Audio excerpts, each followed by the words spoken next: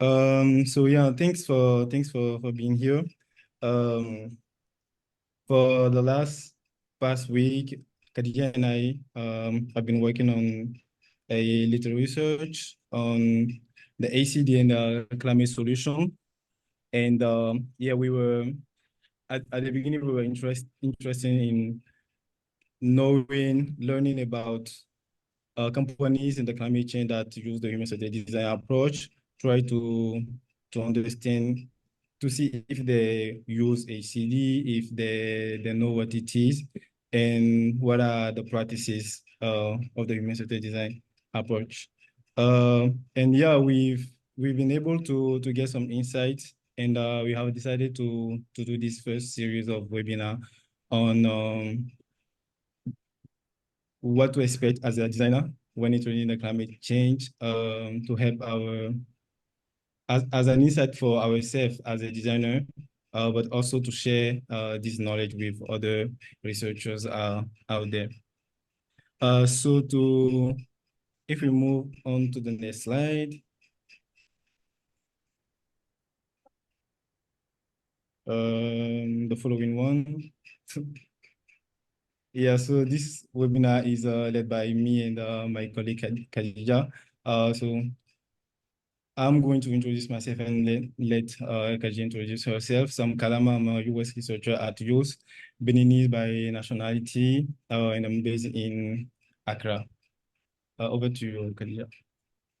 Thank you, Kalama. I'm Kadija. I'm a Sierra Leonean, but I'm currently based in Kigali, Rwanda. I'm also a UX researcher, a student from the African Leadership University, currently in my graduating years, but I've been heavily working within the climate space and as a climate activist, doing climate advocacy. And so I wanted to intersect my passion and my work and career, which I think is what many of us want to do. So this is why I undertook the research on the climate space and specifically focusing on climate solutions. Thank you, Kalama. Yes, cool. Yeah, so going to the next slide. Well, we are going to start this conversation with a brief introduction to youth in the Youth Academy, and then we are going to talk to you about the different type of people we've talked to during this research. Talk about the challenges, especially when it comes to the adoption of the solutions.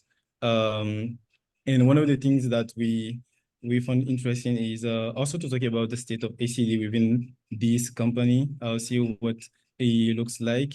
And we've been able to tap in some insight from the state of HCD, how that we released at the beginning of the years, to see what HCD practitioners that are working in the climate space have to say about their practices, right?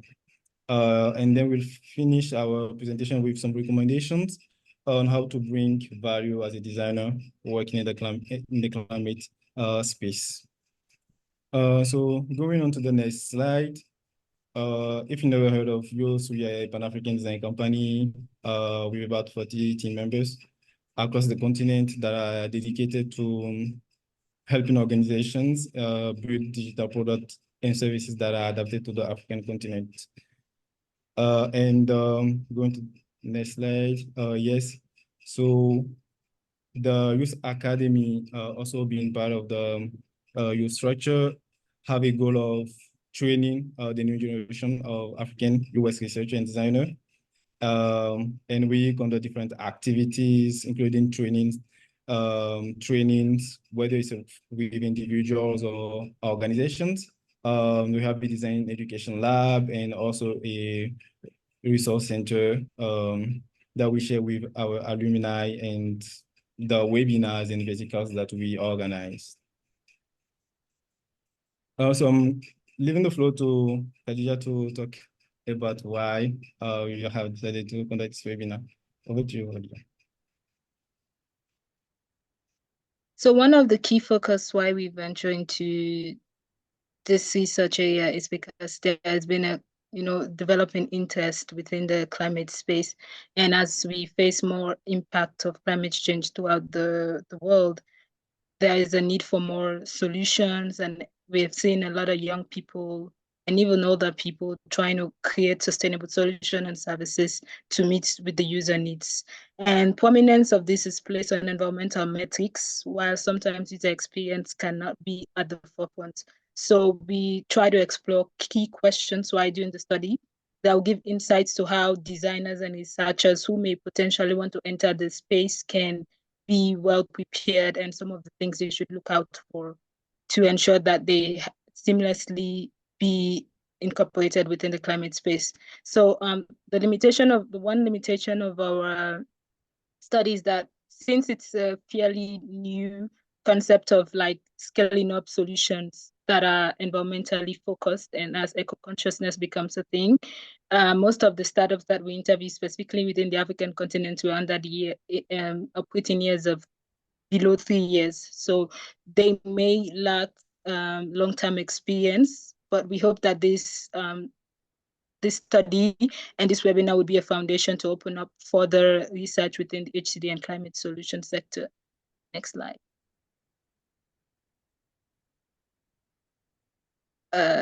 Yeah, so over to you, as we are aiming to make the session as engaging as possible.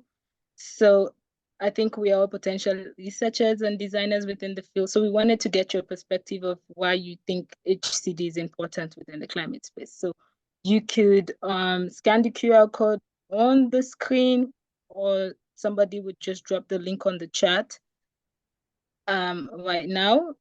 So you could have the chance to share your thoughts and idea with us. Yeah, I don't know if we could play some music while they do that and give them a few minutes to do that. But yeah, we want to get your perspective as well.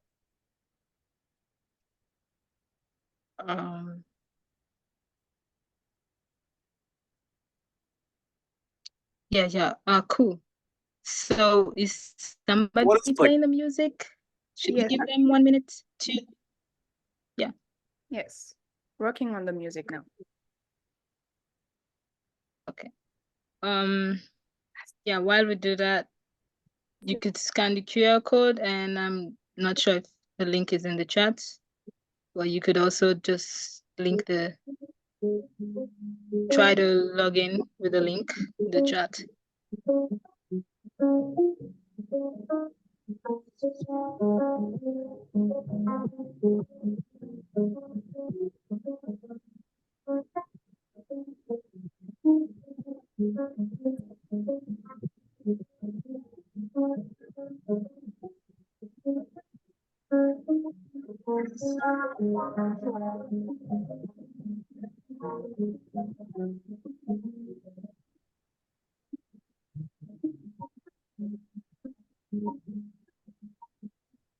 The link is in the chat. Somebody is asking for the link.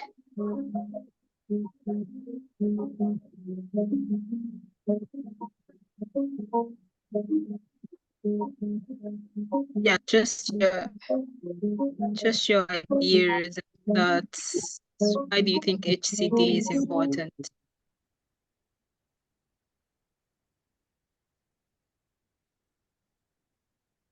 It may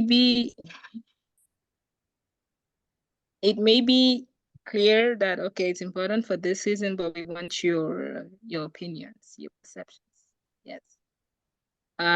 Just gonna link the link to the Menti right on the chat right now for those who haven't been able to use the QR code. Oh, good.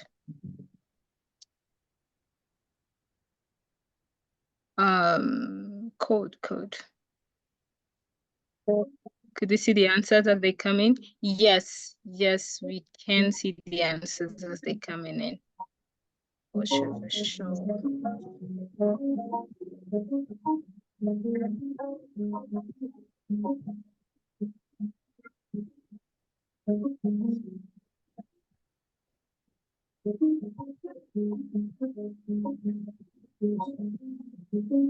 Yeah, I think we could show the answers at the end of the session.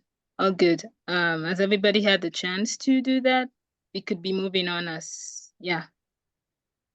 people keep on putting the answers. We'll show you all the different ideas and perceptions about HCD and its importance in the climate space. Next slide. Thank you. Thank you all for participating.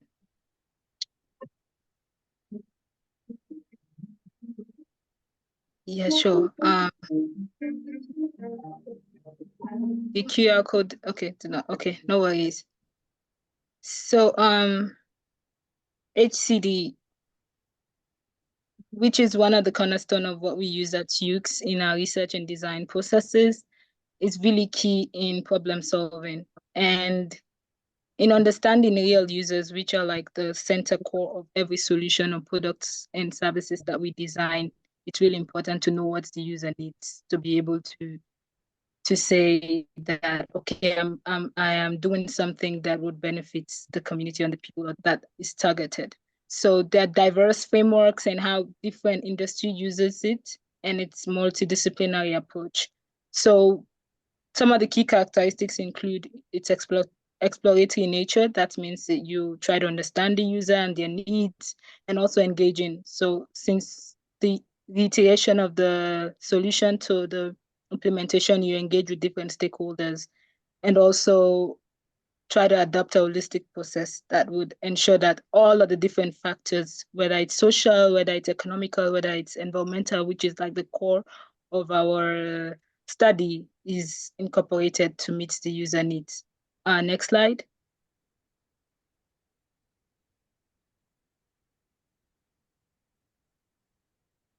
Yeah, so intersection, the climate solution space. And most people, this would be maybe a foreign concept if you're not heavily involved in the environmental space, but climate solutions are solutions that are focused, initiatives and businesses that are focused on combating the different impact of climate change, whether it's reducing carbon emission, whether it's promoting renewable energy, and in some form enhancing resource efficiency and also sustainability within the environmental sector. So one of the key characteristics is that people try as best as possible to develop solutions that addresses climate change challenges. And this has been leveraged within Africa in a way that we have seen a rise in the use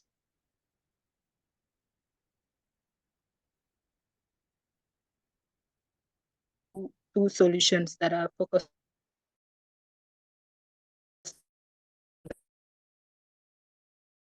And some of the things that are done, I'll go back.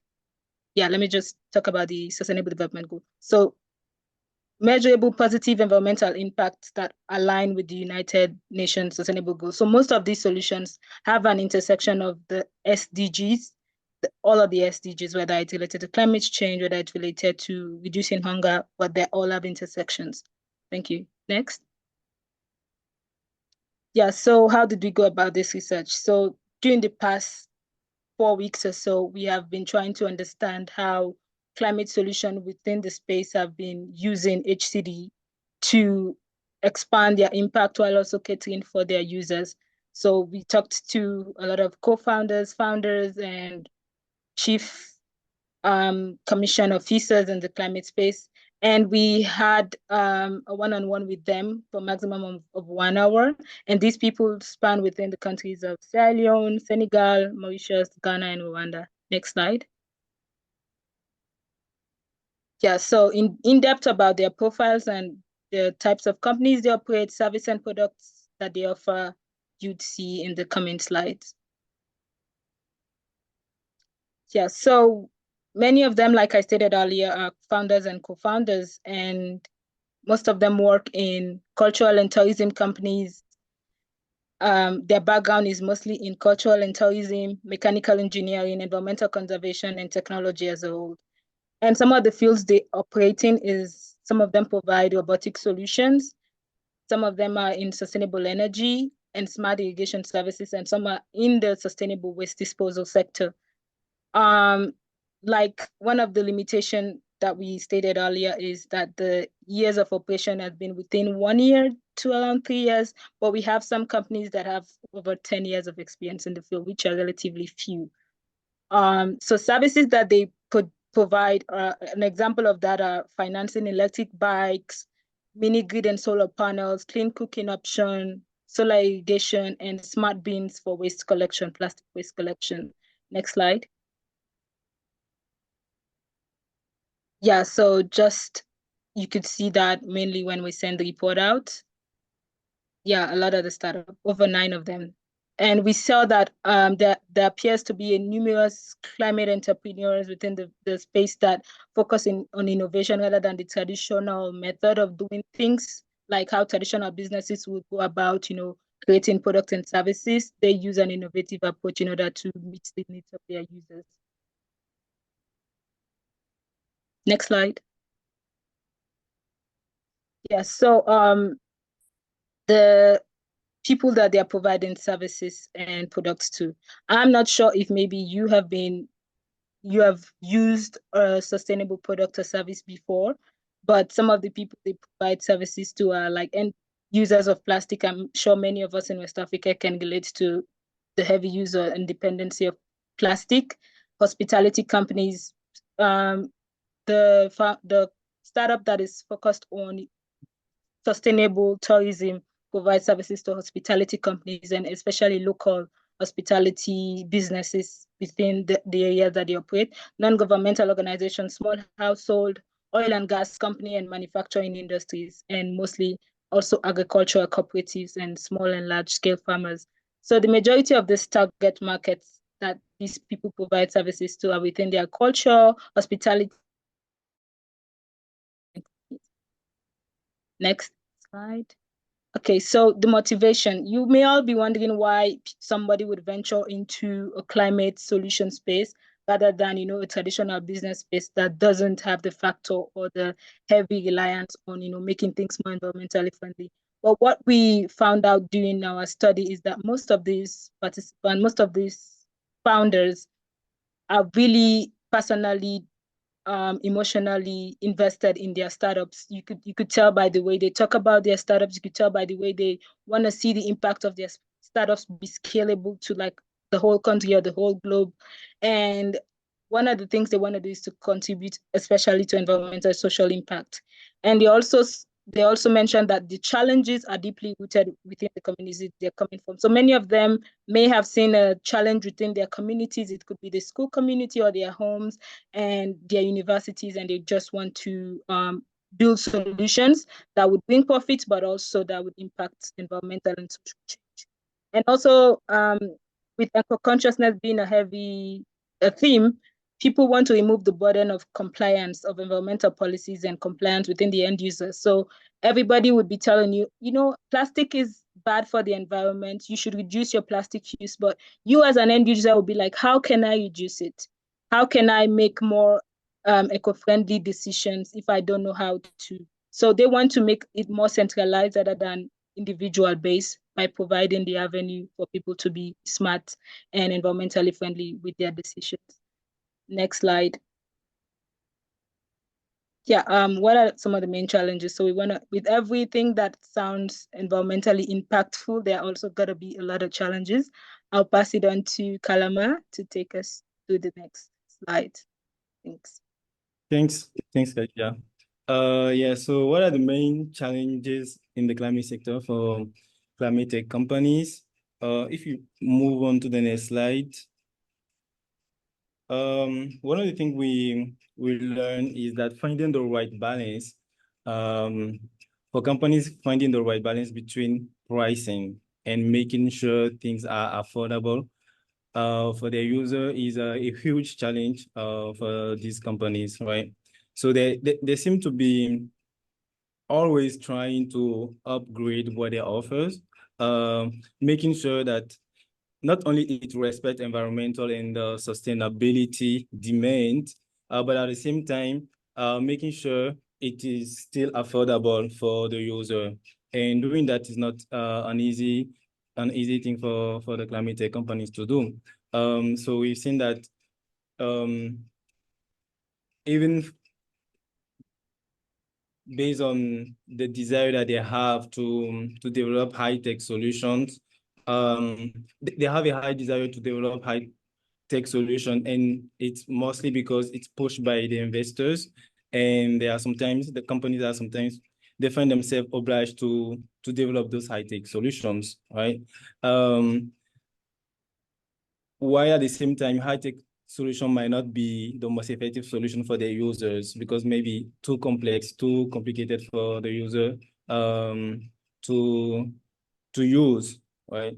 Another thing is they are under pressure to make the product always more efficient. So always be in the research and development, trying to do more to make their product efficient, right? Other thing we've seen is that because the climate change is currently happening and things are moving, things are changing, there's always something new in the science to take into account when they are developing solutions. So companies find themselves always trying to catch up with all those different aspects, and doing that is super difficult for them. Yeah, moving on to the next slide. So when it comes to challenges that designers have in this sector, we've seen that there's a strong potential biases when it comes to validating solution, because maybe project owners could already have let's say, have a preconceived idea of what solution they want to implement, right? And they will tend to validate that idea that they already have, which could influence what they end up offering to the user, right? So as a designer, working with project owners, you could find yourself trying to defend the designer, the user, right, in front of the project owners, right? Because they already have this idea that they think that could work, and you have data that you have the challenge to find the most convincing data to change the idea if what they think might not work. And this is one of the a huge problem or challenge that designer must have when working with companies that are in the climate change space. So they have a slow adoption of eco-friendly products and services due to the complexity and the limitations that they have. Yeah, because if they are implementing tech solution, there are so many things they have to consider if the user can actually use tech solutions, if the user can actually afford the tech solution, and those different components, social economics, inclusion, makes it complicated to have a really well product out, right? So the designers have this challenge to be able to consider these different components when they are building a solution for users. And as we can see, if we come back on the previous slide, one of the be a big priority for the target consumer, right? This is prevalent among people living in disadvantageous areas, because when they are building solutions, sometimes we are thinking about sustainability, the environmental impact, but it's not necessarily the priority for the user we are trying to solve the solution for. So these are the different things that we should think about already when trying to work with digital companies in the climate sector. For going to the next slide, yeah, we find it interesting to. Hello?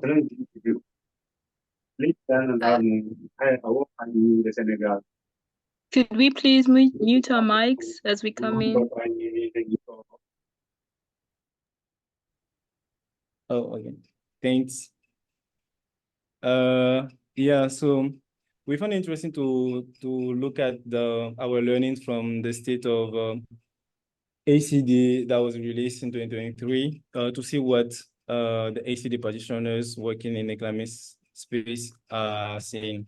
So from our research, we clearly saw that the majority of HCD practitioners in Africa are not in the climate sector, right? They are mostly in health, technology, and innovation.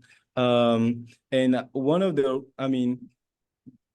reasons why maybe that may explain this could be because there's already a lot of attention and a lot of effort going into the health technology and innovation sector.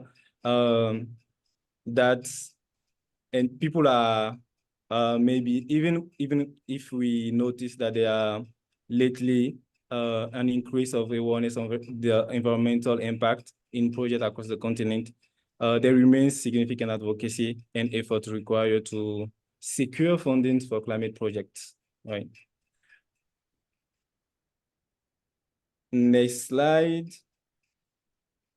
So what do we know about HCD practitioners that are working in the climate sector? So we can see that the majority of HCD practitioners that mentioned that they are working in the climate space, they mostly work with companies that implement HCD projects, which for us could mean that, we can clearly see that independent HCD consultants and consultants from design agencies may have like limited involvement in the climate sector, possibly due to the lack of demand for their service in this field, or because the services might be too expensive for the climate companies, especially startups. As during Kadijatu's presentation, we saw that most of the companies are early in the process. They're between 2 or 3 years, and they might not have enough funding to dedicate to the research. And that could also be one of the reasons why we don't have many agencies and consultants in the sector. Next slide. So yeah, when it comes to the practice, so what the HCD practitioners working in the climate sectors say. So we have a discussion where we ask them what activities they in their organization they must associate with in their organization. So we can see that they are mostly they mostly use user research, design thinking, co-creation, workshop. And the second question on what ways do you work with, in what way do you work with the HCD process? Most of them say that they use different research tools and approaches, and co-creation and facilitations.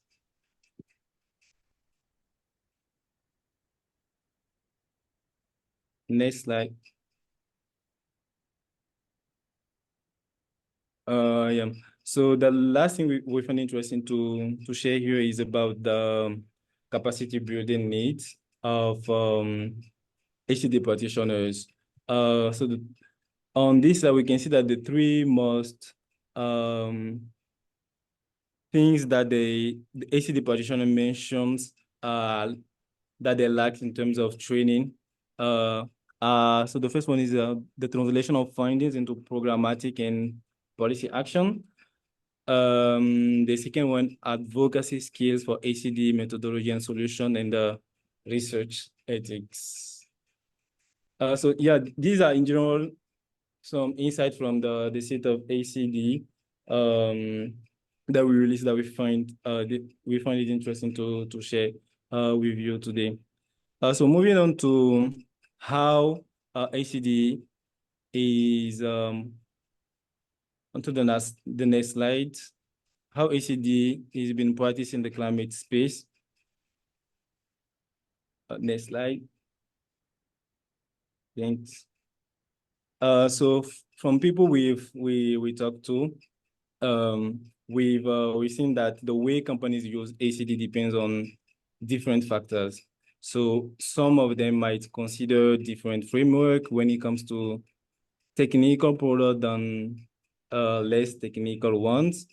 But some other will apply it based on the stage how they are in the design process. So it might be at the beginning of the research or maybe specifically when they want to prototype, or maybe where they want to test the solution. So depending on the need, the resources they have, the different companies will choose where they are using the human-centered design approach.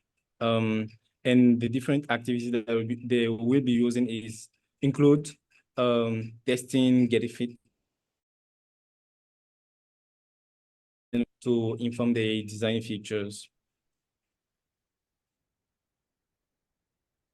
So how user needs are prioritized in the climate sector. So prioritization when it comes in the design approach is super important. So from people we've talked to, we've seen that when it comes to prioritizing the solution, companies use diverse framework.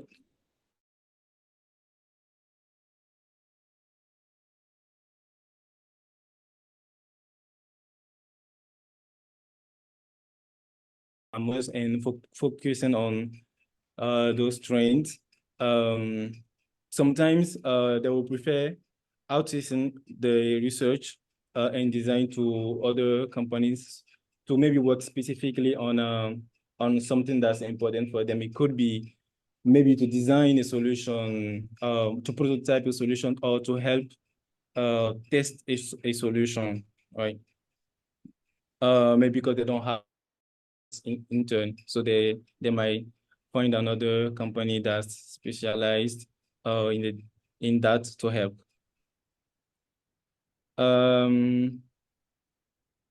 Yes, next slide, thanks. So digital tech companies have different they perceive the HCD differently, right? And they all, when we talk with them, they mention what they see as a value in HCD in their company. So I will let Kadija talk about that. Over to you, Kadija. Thank you, Kalama. Yeah, so why is HCD important in the climate space? This was one of the key questions we asked some of the co-founders and founders that use it, that have previously used it. And most of them related to it increases the ownership of solution by the target users. So when users give input to specific features of products and services, then they feel like they are part of that solution. And so some even made fun that it would be hard for them to criticize a solution that they heavily inputted into. So that was a key learning that came out. And also helping to identify specific value for stakeholders. So there is a smart recycling company that did not know that they were providing a specific value to a specific stakeholder, except after implementation and finally putting the product out there. And they engaged with these stakeholders and they saw that they were actually providing value to them.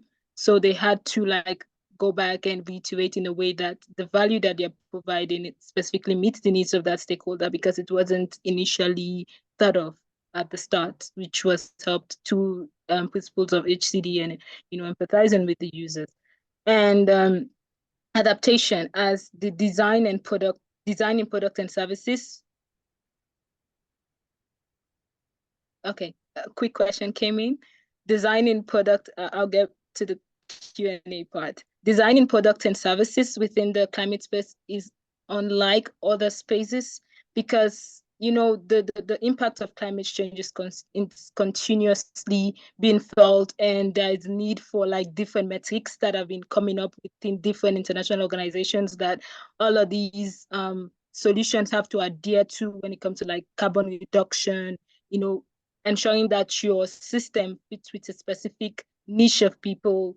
So they continuously have to adapt. So it's continuous, it encourages continuous adaptation of the product and services to be better and improve. Next slide. Yeah, so you may all be wondering, how is this important to a designer or a researcher? A lot of good talk about climate solution and what they're doing in the space, but how can I, as a designer, bring value to these climate solution if you fortunate to land a job, land a contract, or, make sure to get that involved in the climate space in other ways as a startup or co-founder yourself. So one of the things you could do is to know that the climate space is unlike any other space. So that is also the same as the solutions that are focused on climate related climate related challenges. So you have to not only focus on social impact or maybe other factors that you normally focus on when you are creating a business, but you also have to pay very keen attention to environmental impact as well, and make sure that you address that within the design of the product or service that you're trying to put out. And also the users and perspective of the needs and the perspective of the end users in developing solutions that are climate related or sustainable related. Startups have a higher need to understand the specific need of the users. I'm not saying this is unlike other sectors, but I think there's a much more heavier need, because when we have interacted with these founders and co-founders, they have told us that sometimes you have to use even more than one prioritization techniques. And you cannot only focus on providing value to only one set of stakeholders. You have to be able to be providing value to more than one set of stakeholders for your solutions to be as effective as possible. So, and yeah, there was an instance that I told you about where a solution, a business was providing value post-engagement with their customers as well. So, and also you also need to recognize the cultural and local context. That is really key, and I think it's also in other sectors. But robotic solution founder that we talked to provided specific context of how thank you. Provided a context of how they were using a generic method of metrics when building the robotic solution that is focused on like measuring and enhancing environmental compliance. So they work with this oil and gas company manufacturing companies. So they had to contextualize from the generic metrics, international standards, so to speak, to a local context that worked for these individual oil and gas companies, individual manufacturing companies. So really, really key to make sure that the design or the solutions that you're designing or help designing are locally contextualized and also has an insight of cultural fit. Next slide. So the perspective, what is the future of HCD in the climate solution? What did our co-founders and founders say? Let's get into it. Yeah, so it's no secret that there's a constant need or move towards eco-consciousness, not only within the African continent, but also outside of the continent. So there is a huge opportunity to scale up HCD principle practices to ensure that startups not only cater to environmentally friendly focused audience, but also put out solutions that even somebody who doesn't care about the environment can use this product and, in unknowingly make impact. There's also a heavy reliance on technology, which is we are now in the age of technology. So there is a more need for HCD methodologies that are focused on prototyping tech solution, effective ones. I'm not saying the ones that are there that are outdated, but I feel like a lot more updating could be used to make them more efficient. There's also a need to not only focus on environmental metrics. So even if we're talking about the climate solution space, but psychoeconomic fit is also very important for the co-founders that we talk to. They don't only want to put out fancy sustainable solutions, but they also want the solutions to be affordable by the user, taking into account their social and economic context. And AI, who would not want to talk about it? So there's also an adoption of AI tools, which would definitely increase how HCD processes work within the climate entrepreneurship space.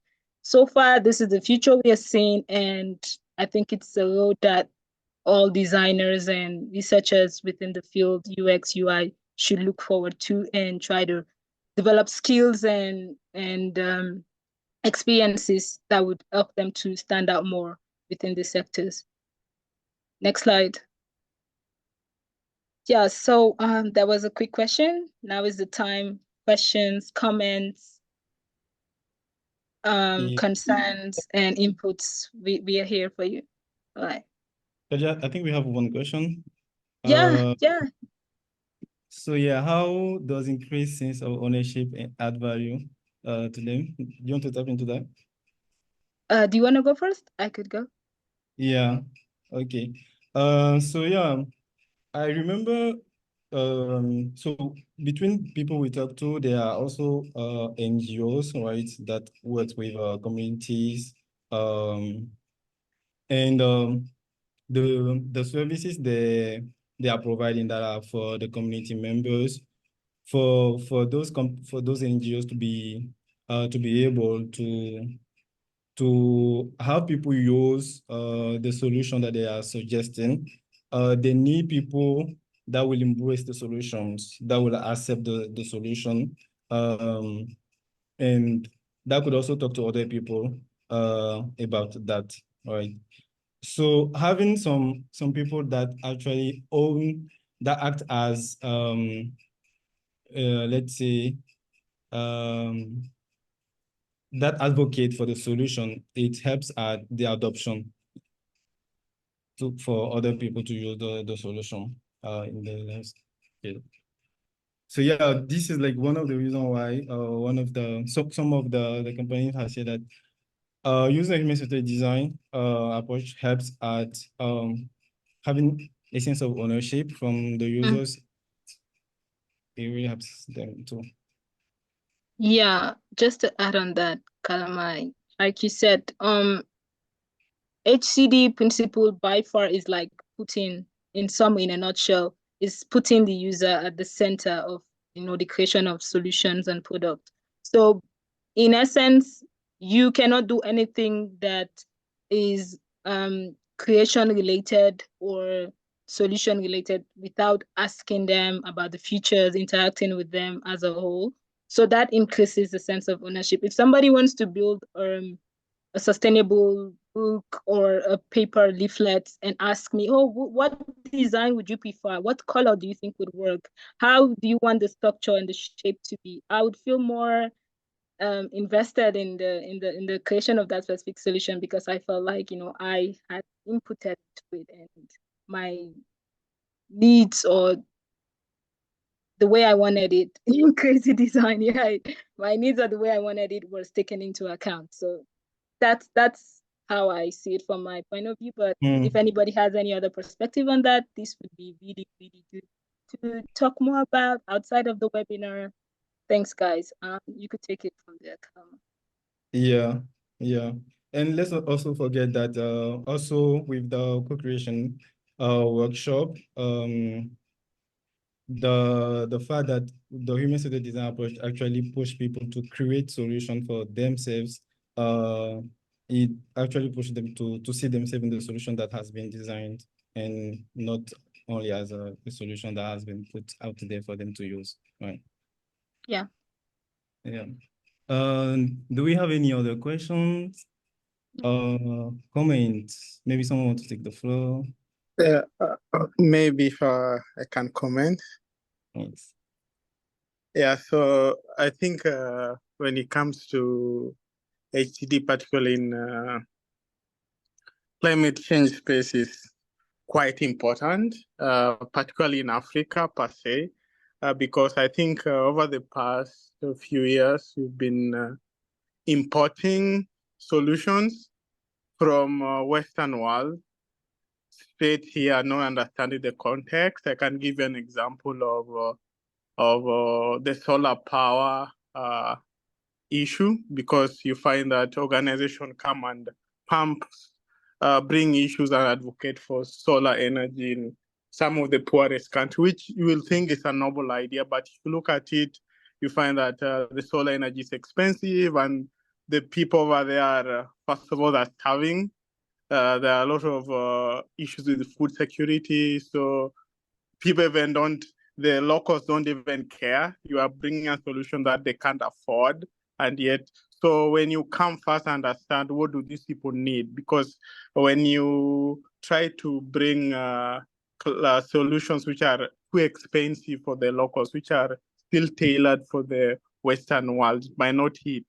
So applying HCD to understand really what these people are going through, because you have to solve the fundamental needs first. If you are here trying to invest in a very expensive solutions like solar energy, which you compare to other solutions for a country that has not even reached industrialization space. And remember, the only way you can make people lift up people in a society is to actually make them produce things. So, and part of it is having cheap energy. So solar currently is not really cheap. So if you are a entrepreneur from outside, you come to a country and you invest in solar, it's too expensive. People will not produce anything. So it's better to use HCD to understand the context. What do people need? What are the state of energy in that place, or all that, for you to understand before you invest? Because such projects end up becoming, we call them white elephants, and then they leave people in the worst position that they were. But we still call it green. So we have to be very careful when it comes to climate change solutions and not end up doing more harm in the name of trying to save the climate, and people are hurting. So yeah, so I think HCD is really important in that angle. Thanks. Thank you so much, Steve. Yeah, very, very important perspective. Anybody else going once, going twice? Yeah. Okay. I think we have, yeah, I think we have a good sense of how everybody's feeling in the rooms. Yeah. So we could go on with the announcement. Thank you so much for engaging, everyone. You could drop off if you have to go to other engagements. For now, we just have some announcements. Yeah. So coming out on May 13, we have the State of US, that's in Africa, that we are releasing. That's next week, right? So yeah, stay tuned in to not miss it out. We have on the following page.